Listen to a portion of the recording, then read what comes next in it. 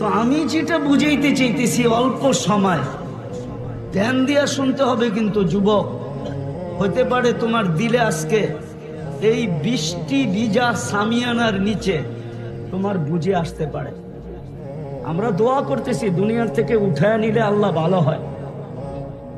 হ্যাঁ, একটু আগে বলেছি, ইয়া লাইতানি মিত্তু ক্বাবলা হাযা ওয়া কুনতু নাসিয়াম মানসিয়া। এই জানতাম যদি এর আগে যদি মৃত্যু হতো ভালো হতো।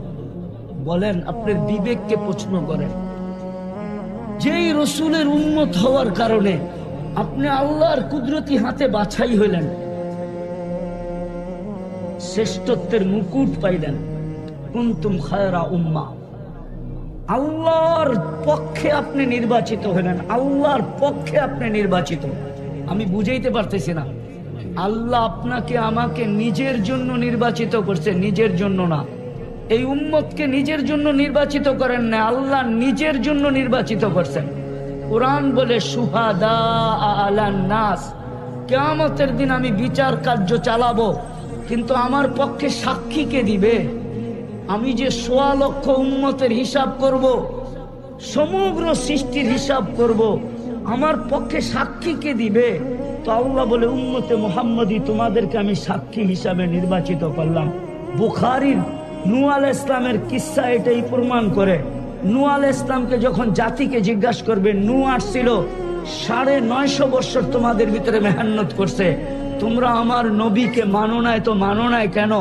তো পুরা জাতি বলবে, নূহ নামের আমাদের কাছে কেউ আসে নাই।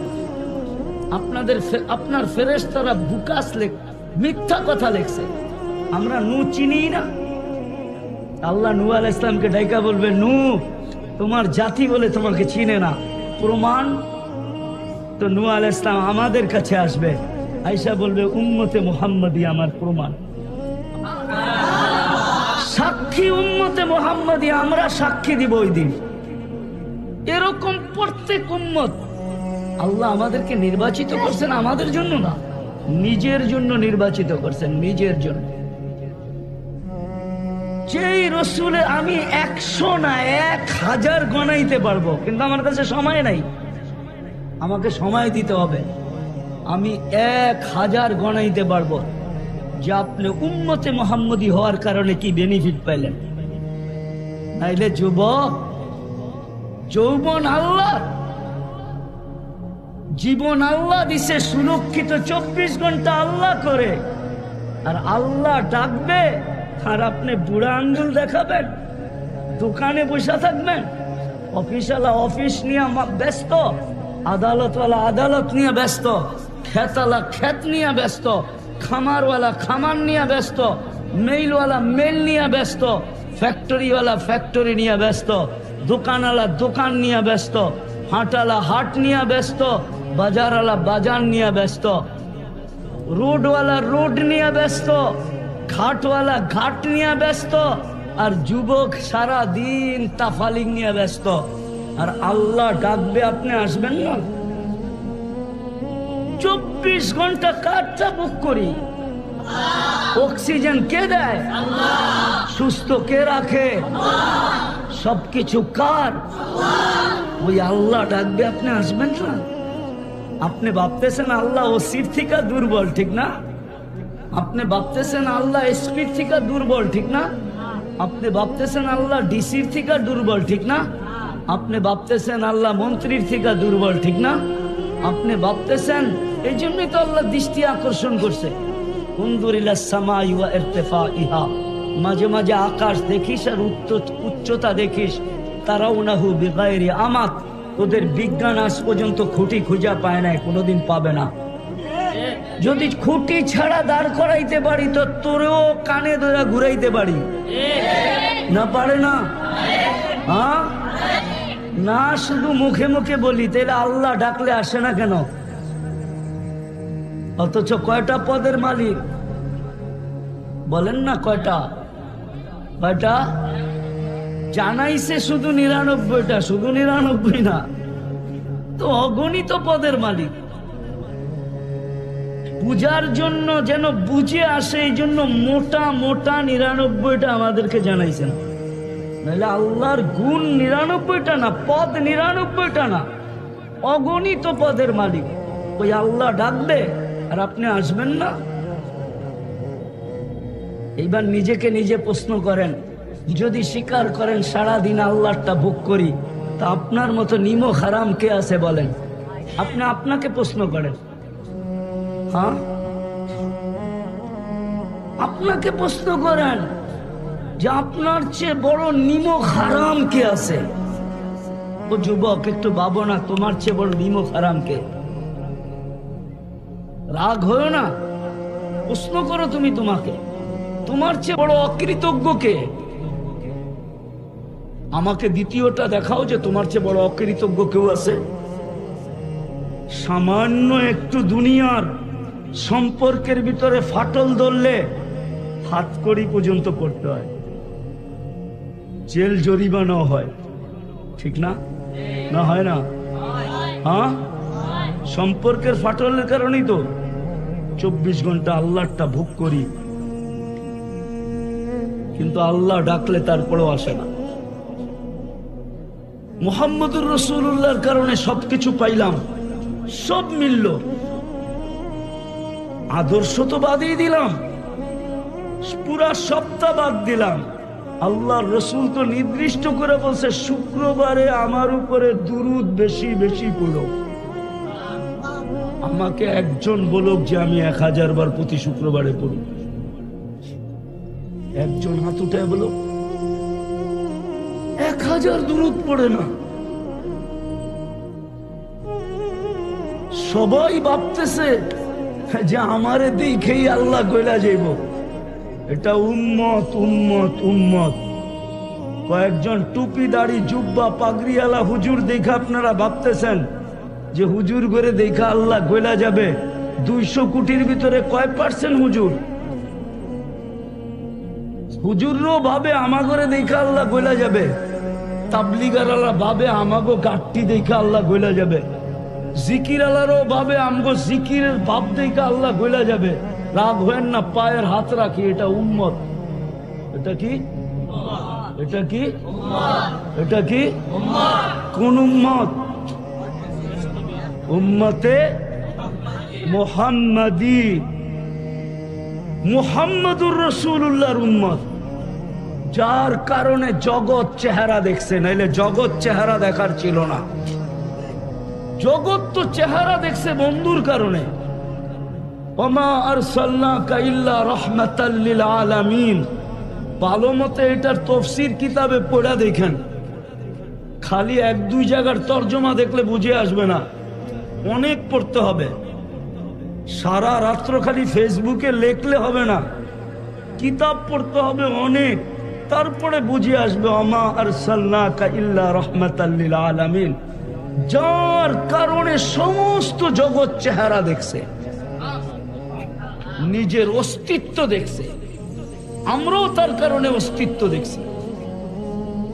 1000 দুরূদ পড়ে না, যে আল্লাহ 24 ঘন্টা সুরক্ষিত করে 100 বার ডেলি আল্লাহ বলায় অভ্যস্ত না। বলেন এখানে যে আমি ডেলি 100 বার আল্লাহ বলায় অভ্যস্ত, অভ্যাস আমার এটা। 100 বার না বললে আমার ভাত হজম হয় না, এরকম তো কেউ নাই। এইখানে যখন নাই তো আমার সমাজে তো আরো নাই।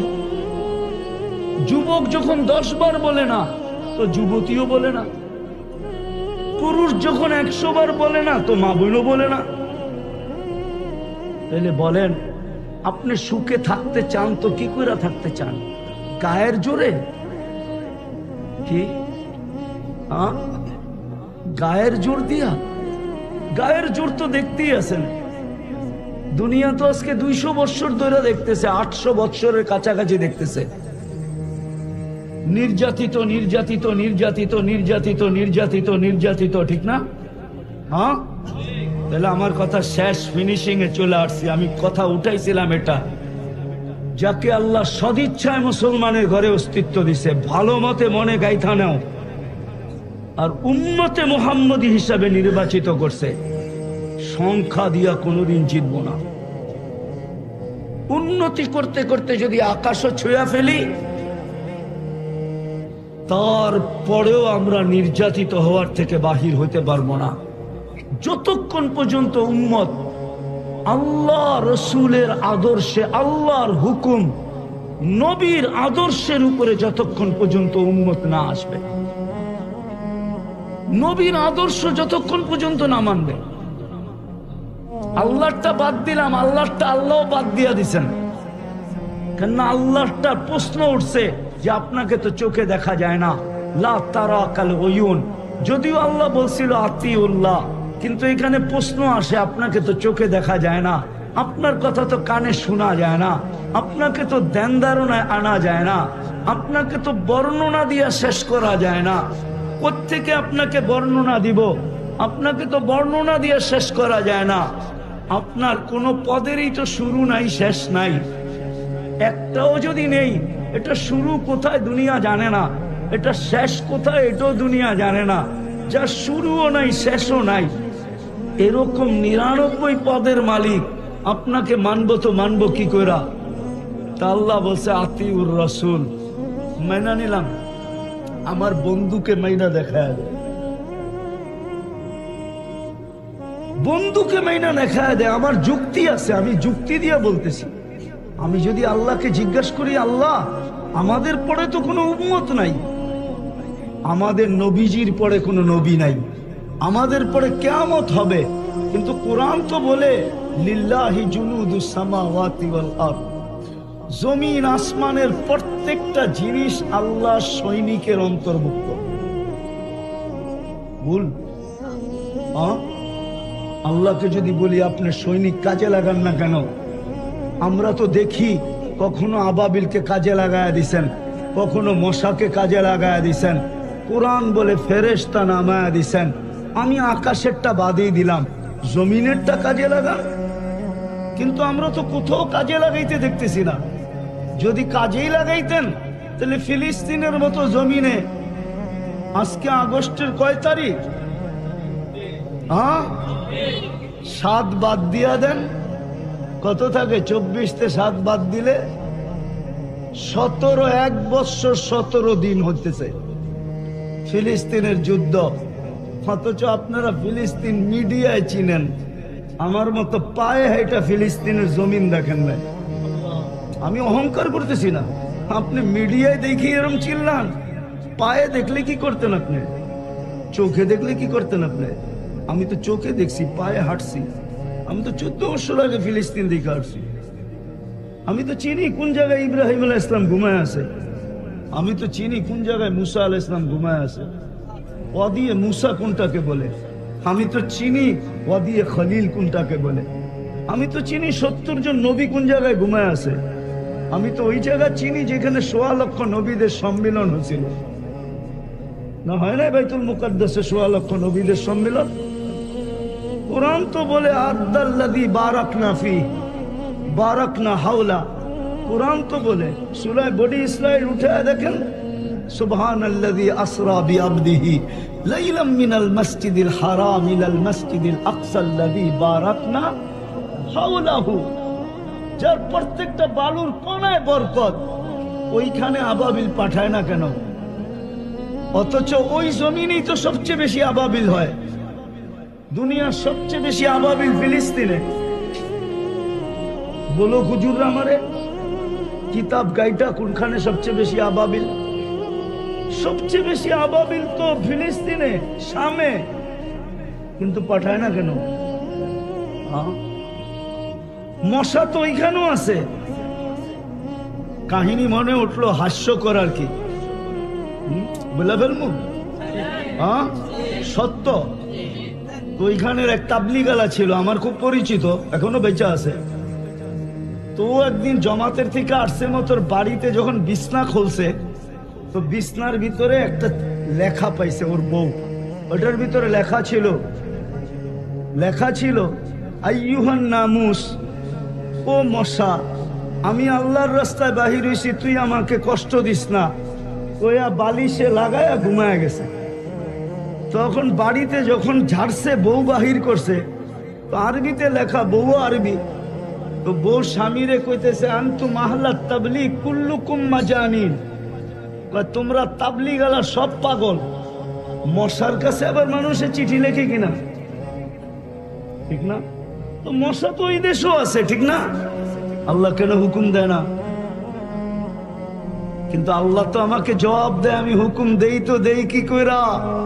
আমারটা তো বাদেই দিয়া দিলাম, কেননা আমাকে চোখে দেখা যায় না, আমার কথা কানে শোনা যায় না, দেন ধারণায় আনা যায় না, বর্ণনা দিয়ে শেষ করা যায় না।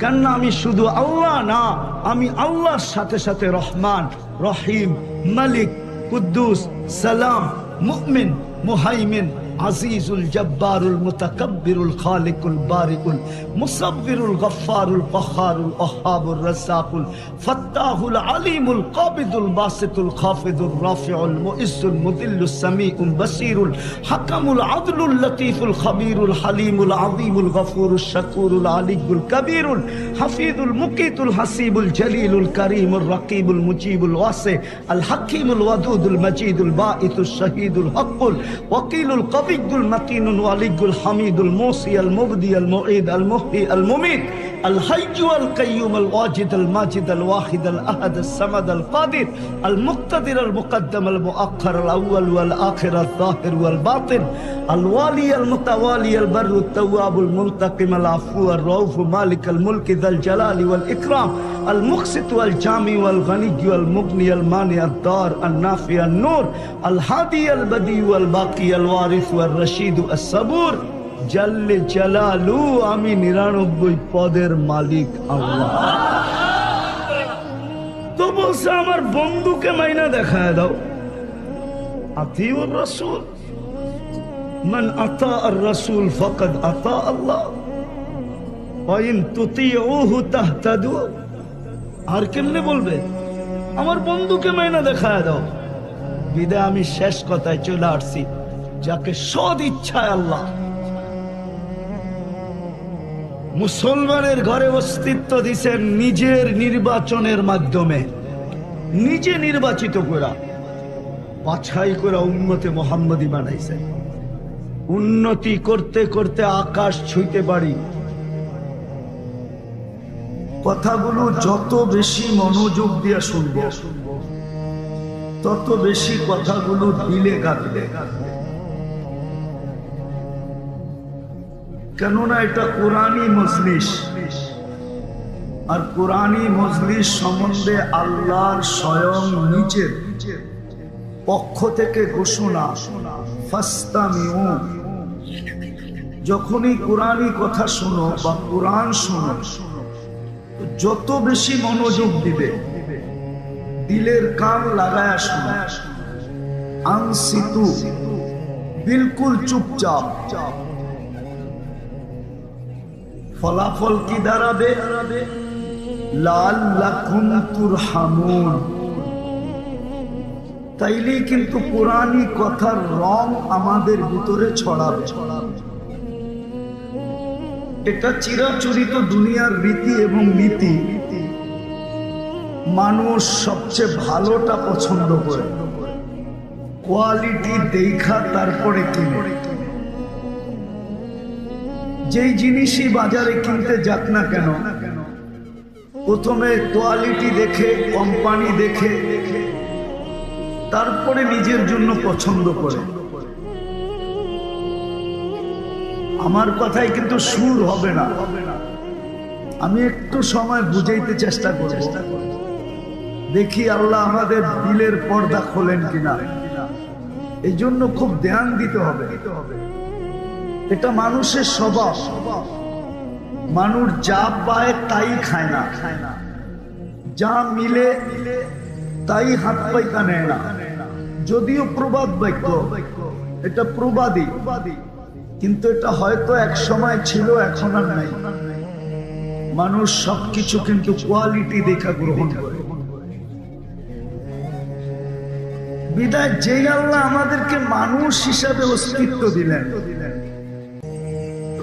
সৃষ্টির ভিতরে মানুষ হিসাবে অস্তিত্ব দিলেন, মানুষ হিসাবে নির্বাচিত করলেন। আমরা সদিচ্ছায় কিন্তু মানুষ না। আমার কথা বোঝেন তো? এইদিকে ধ্যান দিতে হবে। বাকি সবার কাছে হাত জোর দরখাস্ত থাকবে, কোনো হই হুল্লা করবো না। কেন আমরা একটু আগে দুইজনে মিলা দেখতেছিলাম, একটা বই দেখতেছিলাম, বই। যদিও আমি এতটুকু ইতিহাস বিশারদ না,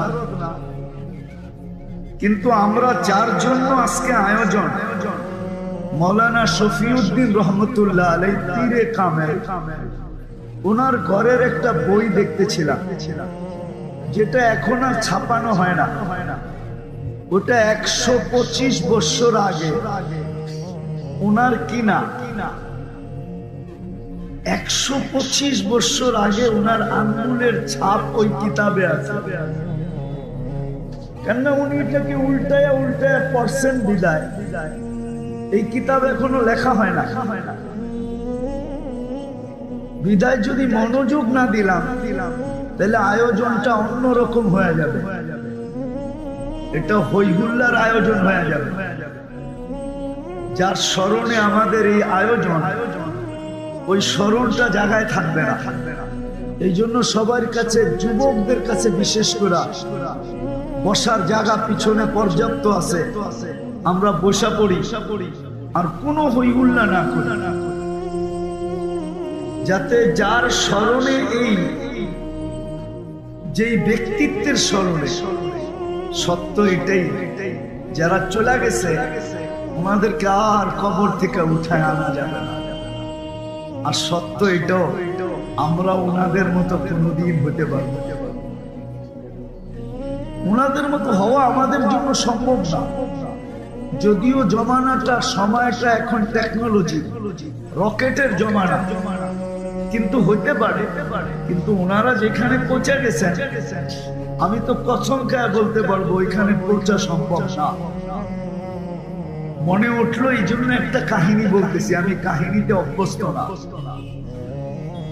ইমাম তিরমিজি রহমতুল্লাহ আলাইহি একদিন উনি বলতেছিলেন যে আমার চেয়ে বয়সে যে একদিন বড়, তার ভিতরে আমার চেয়ে 100 গুণ মঙ্গল বেশি। তো ছাত্ররা বলতেছিল, হযরত বুঝলাম তো না, আপনার চেয়ে একদিনে বড় 100 গুণ বেশি মঙ্গল। তো বলছে, সে আল্লাহর রসুলের জমানার আমার থেকে একদিন আগে। আর আল্লাহর রসুলের জমানায় যে আমার থেকে আগে হবে, হাদিসের আলোকে খায়রুল কুরুনি কারনি, আল্লাহর রসুল সাল্লাল্লাহু আলাইহি ওয়াসাল্লামের জমানার যে যত কাছে, তার ভিতরে তত বেশি মঙ্গল। আমরা কিন্তু জমানার দিক দিয়ে একটু দূরে। বিদায় জিনার আয়োজনে ওনার কিতাবটা আমরা দুইজনে বসে কাটতেছিলাম, একটা তফসিরের কিতাব, তফসিরে হিজবুল আজম, একসিরে আজম। এই কিতাব এখন বাজারেও পাওয়া যায় না, কোথাও ছাপা নেই। কিন্তু ওই পৃষ্ঠা উল্টায় দেখলাম যে ওনার আঙ্গুলের ছাপ আছে। কেননা উল্টাইতে উল্টাইতে আঙ্গুলের একটা ছাপ থাকে না। 125 বছর আগে। বিনা আমি আপনাদেরকে মনোযোগ দিয়ে আজকের কথাগুলো শুনতে বলবো, হইহুল্লা না। হয়তো হইতে পারে আমাদের হইহুল্লার কারণে ব্যক্তিটা কষ্ট পাবে, যে আমি তো এরকম চাইছিলাম না যে আমার স্মরণ হোক আর এরকম হইহুল্লা হোক। উনি হয়তো কষ্ট পাবে, কেননা আল্লাহওয়ালাদের জীবনী নিয়ে আলোচনা আমার চেয়ে পরে যিনি আসতেছেন, ওবায়দুর রহমান খান নদভী সাহেব, উনি আমার চেয়ে আল্লাহওয়ালাদের জীবনী নিয়ে লক্ষ কোটি গুণ বেশি ভালো আলোচনা করতে পারেন। আমার ভিতরে এতটুকু ছোঁয়া নাই, ওনার ভিতরে যতটুকু আছে। বিদায় আমি চাই না, কবরটা তো আমাদের সামনেই। গত বছর জিয়ারত করার সুযোগ হয়েছিল আমার, এই বছর তো হয় নাই, এইখানেই রয়ে গেছি। তো কবরটা আমাদের বিলকুল সামনে। আমরা চাই না আল্লাহওয়ালাদের কষ্ট হোক। ইন্না আউলিয়া আল্লাহি লা খাউফুন আলাইহিম ওয়া লা হুম ইয়াহজানুন। পড়ায় পুরান যুগের এক কাহিনী মনে উঠলো। কোন এক ব্যক্তি কৃতদাসীকে বাজারে কিনতে গেছে, কিন্তু টাকা ছিল কম। তো ঘুরতে ঘুরতে দেখছে একটা পাগল ধরনের, একটু পাগলা পাগলা টাইপের একটা কৃতদাসী আছে। যে বলছে তোমাকে কি তোমার মালিক বিক্রি করবে? বলছে বিক্রি করার জন্যই তো বাজারে। তো মালিককে জিজ্ঞেস করছে দাম কত?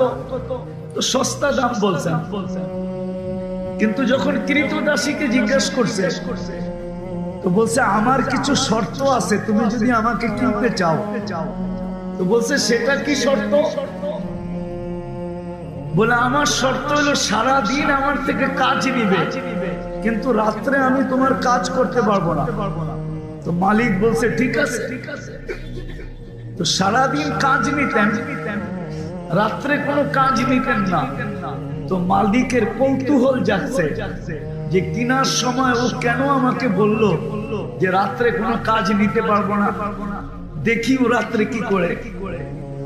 তো মালিক দরজা ফাঁক করে দেখতেছে, সেজদায় পড়া কাঁদতেছে আর বলতেছে আল্লাহ, তুমি যে আমাকে ভালোবাসো, এই ভালোবাসার কসম দিয়া বলতেছি তুমি আমাকে মাফ করে দাও।